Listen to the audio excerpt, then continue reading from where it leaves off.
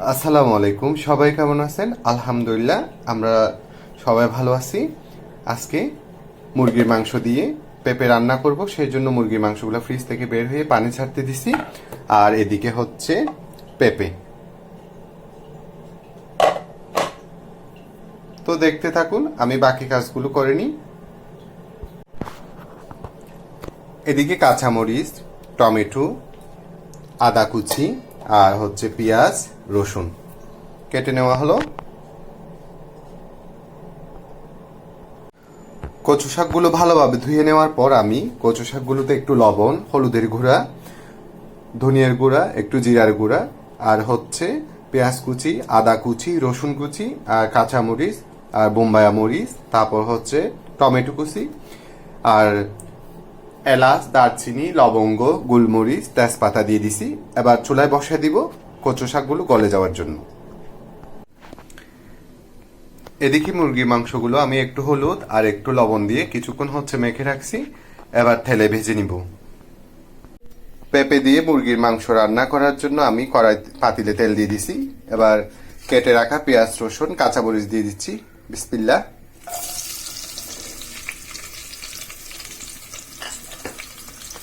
এগুলো ভালোভাবে হয়ে যাক, তারপর গুঁড়ো মশলাগুলো দিয়ে দিব। পানিতে ভিজিয়ে রাখা গুঁড়ো মশলা, এই যে।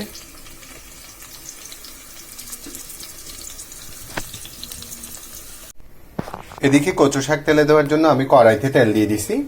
আর আরেক চুলায় আমি পেঁপে কষাতে দিছি মুরগির মাংসে, ভালোভাবে কষে যায়।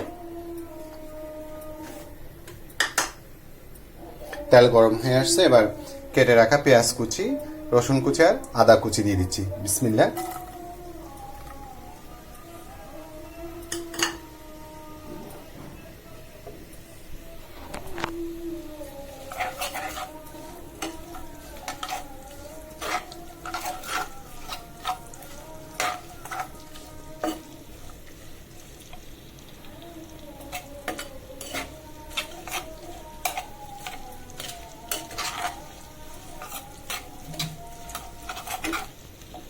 এবার আমি কচু শাকগুলো দিয়ে দিব।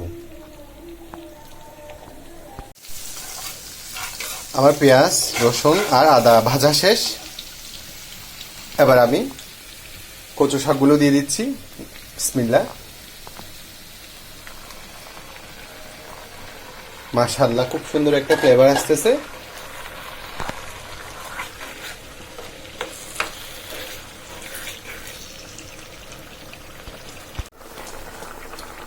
আমার পেঁপে কষানো একদম শেষ।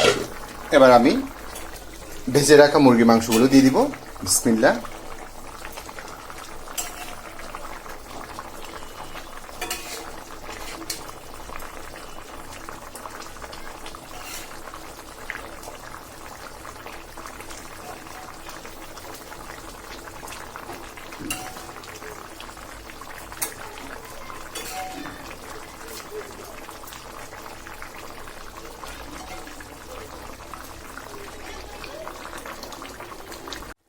তো আমার পেঁপে দিয়ে মুরগির মাংস রান্না একদম শেষ। এবার নামিয়ে ফেলবো।